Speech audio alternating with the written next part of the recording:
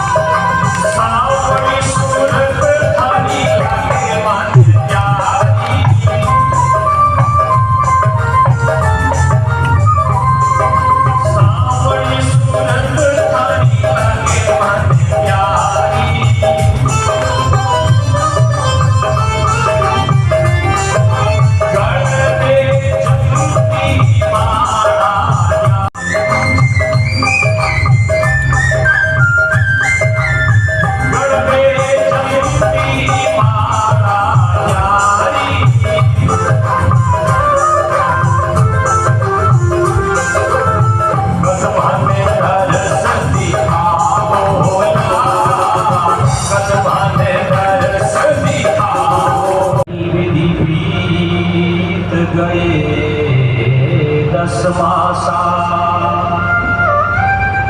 नगन मगन न जग रहे भुलासा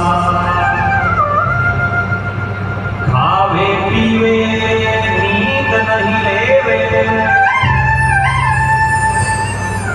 खाते नहीं है पीते नहीं है नींद नहीं गजब 10 महीने बीत गए तो भगवान भगत के वश में भगवान भगत के वश में भगवान भगत के वश में भगवान। 4 हाथ वाले भगवान से कौशल्या ने कहा मुझे 4 हाथ वाले बेटे की जरूरत नहीं है, 2 हाथ वाले बन करके आओ। राम जी ने वो पूर्ण ब्रह्मी थे, भगवान ही थे, राम जी ने अपने 2 हाथ कम कर दिए। 4 हाथ भगवान के लिए तो कुछ असंभव नहीं है ना।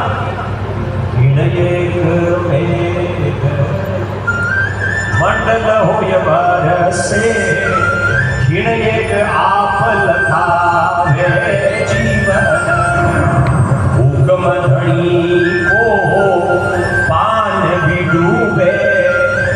भगवान के लिए क्या कठिन है भाई, भगवान का हुक्म होता है तो पत्ता भी पानी में डूब जाता है, पर भगवान की कृपा होती है तो पत्थर भी। भगवान के लिए कुछ भी असंभव नहीं है। तब भगवान ने 2 हाथ कम कर दिए और 2 हाथ कम करके कौशल्या के सामने खड़े हो गए। कौशल्या ने कहा महाराज आपने हाथ हम 4 से 2 कर दिए, लेकिन आप तो बहुत बड़े बिना की तरह लगते हो, हमारे अंदर तो देखो जामनी को नानो सो होया बैठा लोग हंसी में इतो मोटो छोटो हो जाएगा और इतना बड़ा नहीं। तब राम जी ने अपने रूप को छोटा कर लिया और रूप को छोटा करके माँ की गोद में आ गए। और जब राम जी माँ की गोद में आकर के मुड़कने लगे, हंसने लगे, तब कौशल्या ने कहा मामला गड़बड़ है,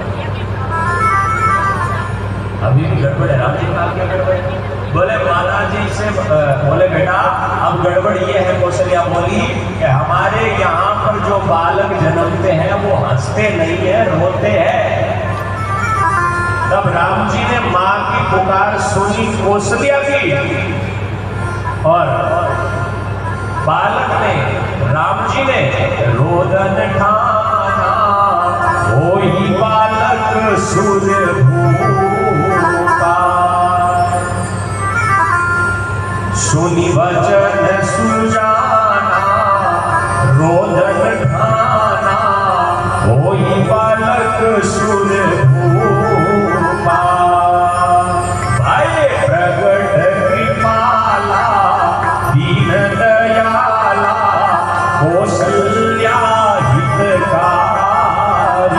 भाई प्रगट कृपाला, दीन दयाला, कौशल्या हितकारी। सुनी वचन सुजाना, रोदन ठाना, होई बालक सुरभूपा। सिया रामचंद्र भगवान की हो। बोली सोधारे, बोली सो बोली माड़ी, सो बोली माड़ी। घोड़ी से भी बोली माड़ी है, और कौन सी बोली? जो बिना विचार के बोली।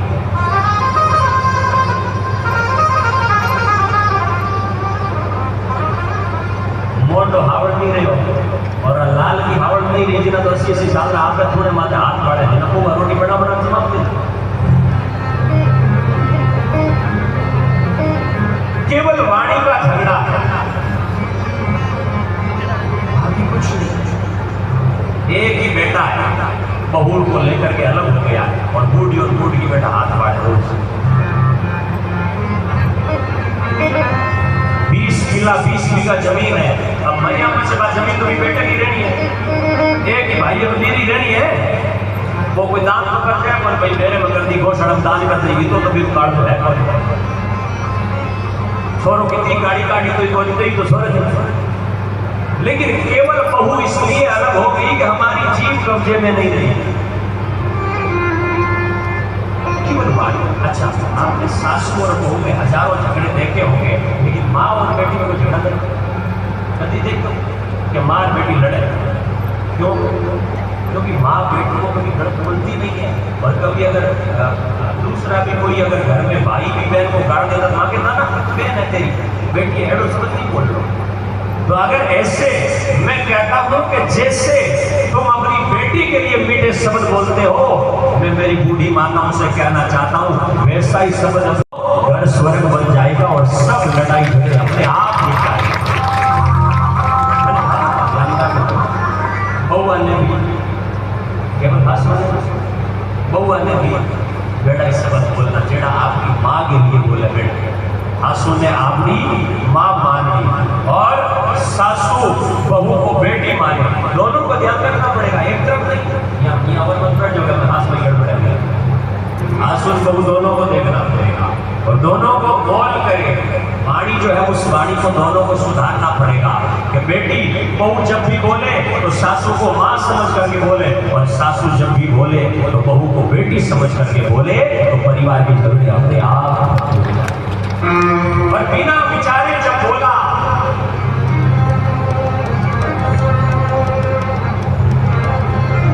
द्रौपदी ने बोला, मद में आकर के बोला, अहंकार में आकर के बोला, भीम जी ने ताली बजा करके हंस कर बोला। उसी का ये दुष्परिणाम था कि महाभारत जैसा भयंकर युद्ध छिड़ एक दिन पांडवों ने एक महल बनाया, और उस महल के इनॉग्रेशन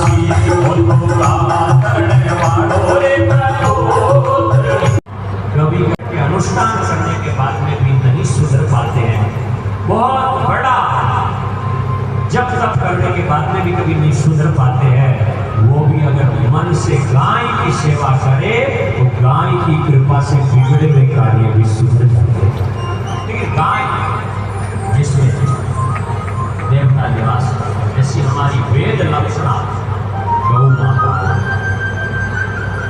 वेद लक्षणा गौ माता के निशान क्या हो?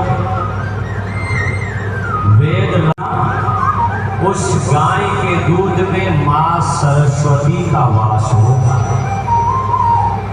वेद लक्षणा जो गाय है, उस वेद लक्षणा गाय के गोमूत्र में